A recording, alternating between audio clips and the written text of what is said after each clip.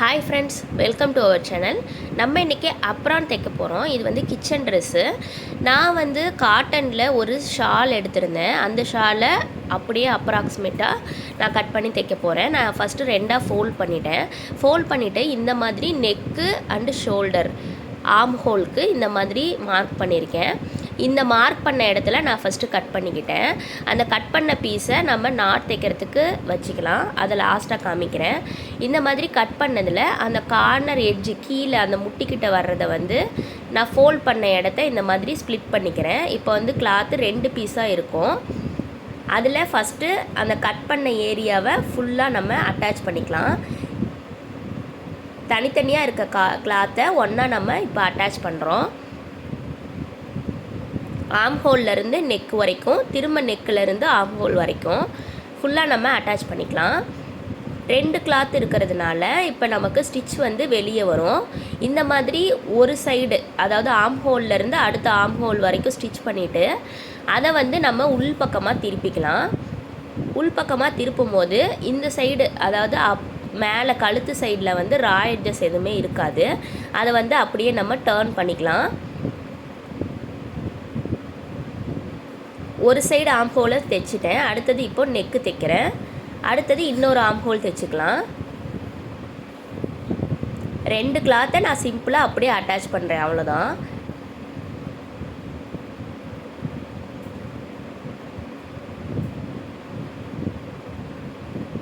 நம்ம நெக்கிலேருந்து கால் முட்டி வரைக்குமும் தைச்சிக்கலாம். இல்லை ப்ரெஸ்ட்டு, அதாவது செஸ்ட்டு சைட்லேருந்து கீழே கால் முட்டிக்கு மேலே வரைக்கும் தைச்சிக்கலாம். நமக்கு தேவையான ஏரியா கவர் ஆனால் போதும். இப்போ கிச்சனில் நமக்கு எந்த இடத்துல அதிகமாக அழுக்குப்படுமோ அந்த செஸ்ட்லேருந்து வயிறு வரைக்கும் தான் அதிகமாக அழுக்குப்படும். அந்த அளவுக்கு இருந்தால் போதும். நம்ம பார்த்து அளவு வச்சு தைக்கிறது தான். இதுக்குன்னு தனியாக மெஷர்மெண்ட் எதுவும் கிடையாது. நான் வந்து ஒரு ஷாலோட அளவில் நான் இப்போ ஸ்டிச் பண்ணி காமிக்கிறேன் உங்களுக்கு. ஒரு சைடு ஆர்ம் ஹோல்லேருந்து அடுத்த சைடு ஆர்ம் ஹோல் வரைக்கும் 2 கிளாத்தை அட்டாச் பண்ணோம். அதை வந்து நான் அப்படியே இன்னொரு பக்கமாக திருப்பிக்கிட்டேன். உள் பக்கமாக திருப்பிட்டு இப்போ மேலே அந்த எட்ஜஸ் எல்லாம் கரெக்டாக எடுத்து விட்டுக்கிறேன். இந்த ஸ்ட்ரெயிட் லைனாக இருக்கிறது தான் நெக் போர்ஷனு. 2 சைடு குழியாக வர்றது கை குழியது. அது வரைக்கும் கிளாத்தை அட்டாச் பண்ணியாச்சு. அந்த அட்டாச் பண்ணதை திருப்பி விட்டதுக்கப்புறம் அதுக்கு மேலே ஒரு மேல் தையல் போட்டுக்கிறேன். துணி வந்து அந்த பக்கம் இந்த பக்கம் நகராமல் இருக்கிறதுக்காக இந்த மாதிரி ஒரு படிமான தையல் போட்டுக்கிறேன்.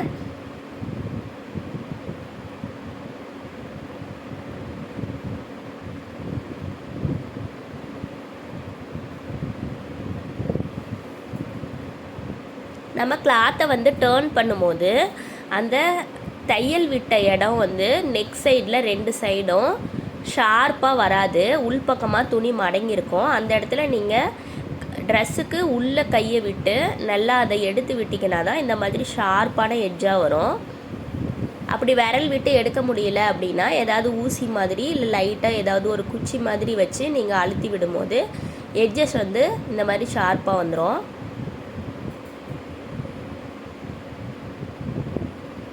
அவ்வளோதான். அந்த படிமான தையல் போட்டு முடித்தாச்சு.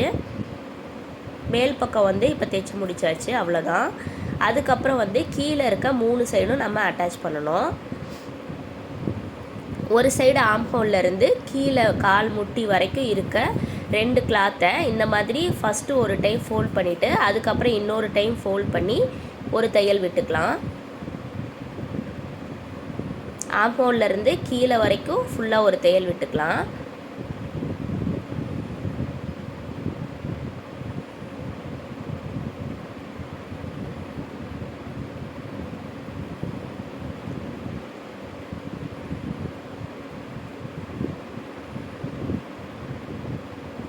துணி அந்த பக்கம் இந்த பக்கம் மாறி போயிடாமல் கரெக்டாக அதை ஒரு லைன்லேயே வச்சு நம்ம ஸ்டிச் பண்ணணும். அப்படி கரெக்டாக ஸ்டிச் பண்ணலைன்னா 2 துணி அட்டாச் பண்ணுறதில் ஏதாவது ஒரு இடத்துல லூஸ் வந்துடும். அது வந்து நல்லாவே இருக்காது. அதனால் எப்போ தைக்கிறதா இருந்தாலும் துணியை வந்து ஸ்ட்ரெயிட்டாக நீட் பண்ணிவிட்டு அதுக்கப்புறம் தான் நம்ம அட்டாச் பண்ணணும்.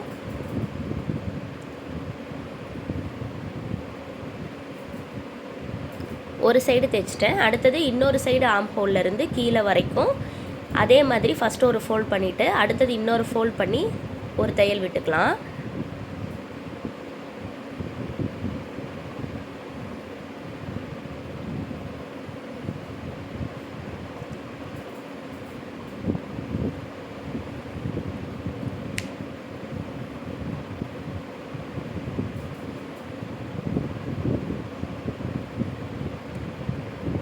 துணி மடக்கி மேல் பக்கமாக வைக்கிறோம். இதுதான் வந்து உள் சைடு, அதாவது ரா சைடு வந்து இந்த சைடு தான். நம்ம நாட் வந்து அட்டாச் பண்ணுறதும் இது மேலே தான் வச்சு அட்டாச் பண்ணுவோம்.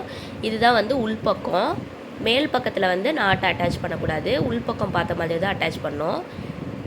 இப்போ மேல் சைடும் முடிஞ்சாச்சு, 2 சைடும் நம்ம கவர் பண்ணியாச்சு. அடுத்து இருக்கிறது கீழ் போர்ஷன் மட்டும்தான். அதையும் வந்து இந்த மாதிரி ஃபஸ்ட்டு ஒரு ஃபோல்ட் பண்ணிவிட்டு அதுக்கப்புறம் இன்னொரு ஃபோல்ட் பண்ணி ஒரு தையல் விட்டுக்கலாம்.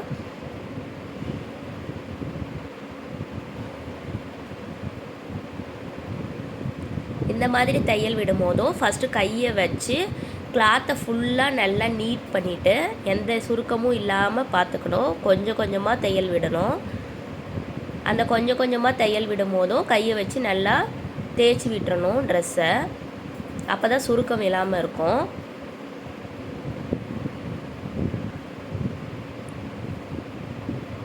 ட்ரெஸ்ஸு ஃபுல்லாக லூஸ் இல்லாமல் கரெக்டாக வரும்.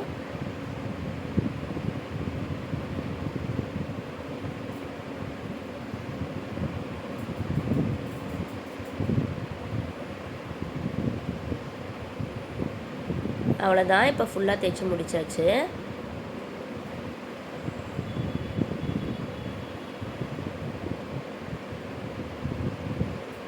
மடக்கி காமிக்கிறேன் பாருங்கள்.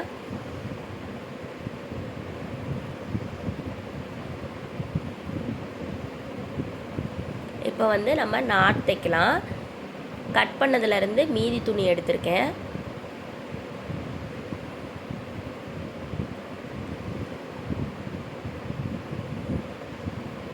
எனக்கு ஷாலில் கீழே வந்து பீட்ஸ் ஒர்க் இருந்தது, அதை வந்து நான் தனியாக கட் பண்ணிட்டேன். அது தைக்கிறதுக்கு டிஸ்டர்பன்ஸாக இருக்குன்ட்டு அதை நான் தனியாக கட் பண்ணிட்டேன்.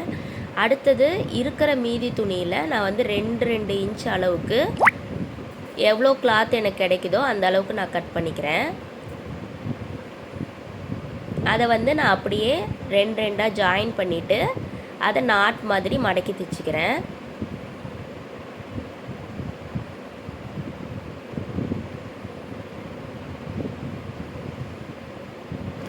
வயிறு போர்ஷனில் வந்து நான் ஒரு பாக்கெட் மாதிரி வைக்க போகிறேன்.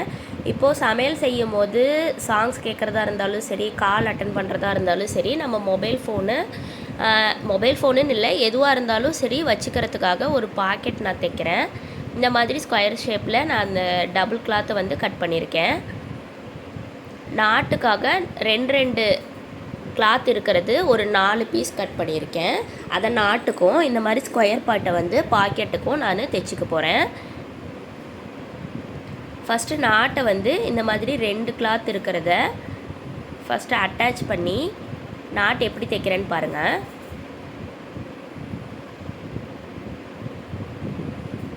ஃபஸ்ட்டு 2 கிளாத்தை அட்டாச் பண்ணிவிட்டு இந்த மாதிரி 3ஆக மடிச்சுக்கணும்.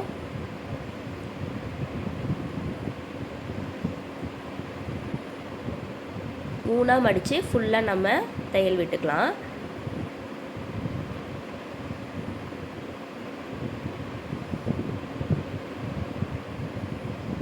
நாட்டோட வித்து வந்து ரொம்ப அதிகமாக இருந்தாலும் நாட் போடுறதுக்கு நமக்கு கரெக்டாக வராது, ரொம்ப மொத்தமாக இருக்கும்.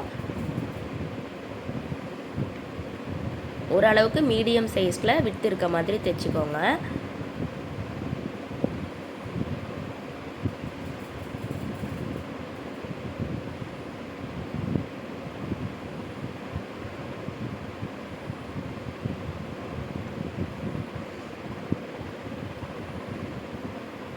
இதே மாதிரி நான் மீதி இருக்கிற 3ஐயும் தைச்சிக்கிறேன்.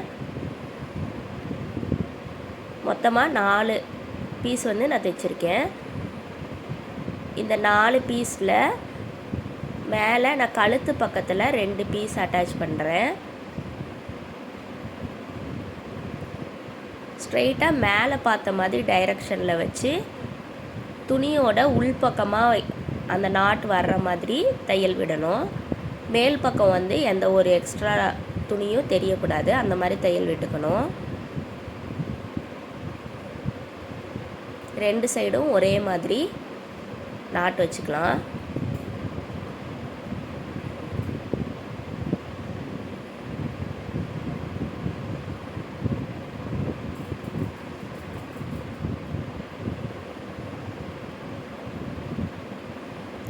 இந்த மாதிரி 2 நாட் வச்சுட்டேன். அடுத்தது இன்னும் 2 நாட் வந்து நான் சைடில், அதாவது இடுப்பு சைடில் பிடிச்சி இறுக்கி கட்டுற மாதிரி அந்த ஆம் ஹோல் முடிகிற இடத்துல 2 சைட்லேயும் 2 நாட்டு கிளாத்தை வச்சு தைச்சிக்கிறேன்.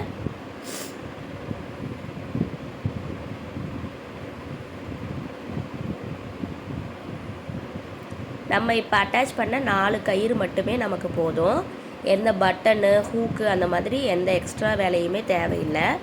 கழுத்து சைடு 2 துணியை, அதாவது 2 நாட்டை இழுத்து ஒரு முடிச்சு போட போகிறோம். அதே மாதிரி ஆம்ஹோல் சைடு 2 சைட்லேயும் இருந்து கிளாத்தை எடுத்து பேக் சைடில் இடுப்பு பக்கமாக ஒரு முடிச்சு போட போகிறோம். அவ்வளோதான். அடுத்தது பாக்கெட் எப்படி தைக்கிறதுன்னு பார்க்கலாம். நான் பாக்கெட் வந்து ஆம்ஹோல் அளவுக்கு, ஆம்ஹோல்லேருந்து ஸ்ட்ரெயிட் லைன் போட்டு நமக்கு வயிறுக்கிட்ட எந்த இடத்துல வருமோ அந்த அளவுக்கு பாக்கெட் ஓப்பன் இருக்க மாதிரி அளவு வச்சு நான் அட்டாச் பண்ணுறேன். பாக்கெட்டில் வந்து ஃபஸ்ட்டு 4 சைடையும் ரா எட்ஜஸ் எல்லாம் இருக்கும், அதை ஃபஸ்ட்டு ஒரு ஃபோல்ட் பண்ணிவிட்டு அடுத்தது இன்னொரு ஃபோல்ட் பண்ணி ஃபஸ்ட்டு அட்டாச் பண்ணிக்கிறேன். அப்போ தான் நம்ம ஈஸியாக வச்சு கிளாத்தில் பாக்கெட்டை அப்படியே ரெடிமேடாக நம்மளால் ஸ்டிச் பண்ண முடியும். இல்லைனா ரா எட்ஜஸ் எல்லாமே அப்படியே தெரியும். இந்த மாதிரி டபுள் ஃபோல்ட் பண்ணி ஸ்டிச் பண்ணும்போது எந்த ரா எட்ஜஸும் வெளியே வராது. 4 சைடும் ஃபஸ்ட்டு அந்த மாதிரி ஸ்கொயர் ஷேப்பில் தைச்சிக்கிறேன்.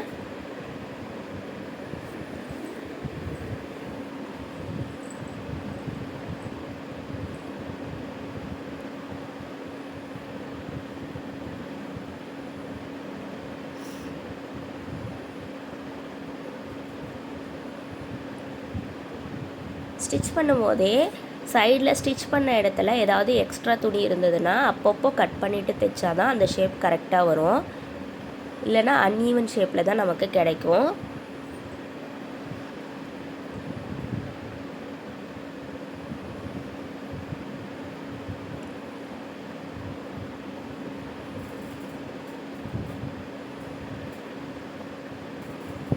நாலு சைடும் நான் கவர் பண்ணிட்டேன். இப்போ அந்த பாக்கெட்டை நம்ம எந்த இடத்துல வச்சு தைக்க போகிறோம் அப்படிங்கிறத நம்ம ஒரு மார்க் மாதிரி பண்ணிக்கணும்.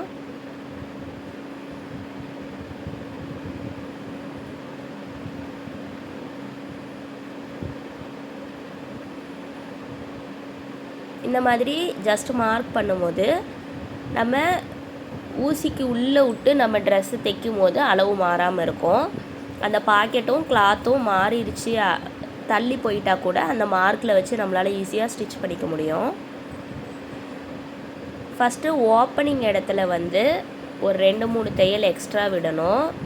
பேக் தையல் கொஞ்சம் விட்டால் தான் அந்த இடத்துல க்ரிப் இருக்கும். சிங்கிள் தையல் விட்டிங்கன்னா அந்த இடம் வந்து சீக்கிரமாகவே ஓப்பன் ஆயிரும், தையல் பிரிஞ்சிரும். டேர்ன் எடுக்கும் போது நீடியில் வந்து கிளாத்துக்குள்ளே விட்டுட்டு அதுக்கப்புறம் ஃபூட்டை தூக்கி நம்ம ஸ்டிச் பண்ணணும். ஒவ்வொரு எட்ஜு வந்து நம்ம டேர்ன் பண்ணும்போது இந்த ப்ரொசீஜர் தான் நமக்கு ஃபாலோ பண்ணோம். அதே மாதிரி எப்படி ஸ்டார்ட் பண்ணும்போது பேக் ஸ்டிச் விட்டோமோ அதே மாதிரி ஃபினிஷ் பண்ணும்போதும் பேக் ஸ்டிச் விட்டு தான் கம்ப்ளீட் பண்ணணும்.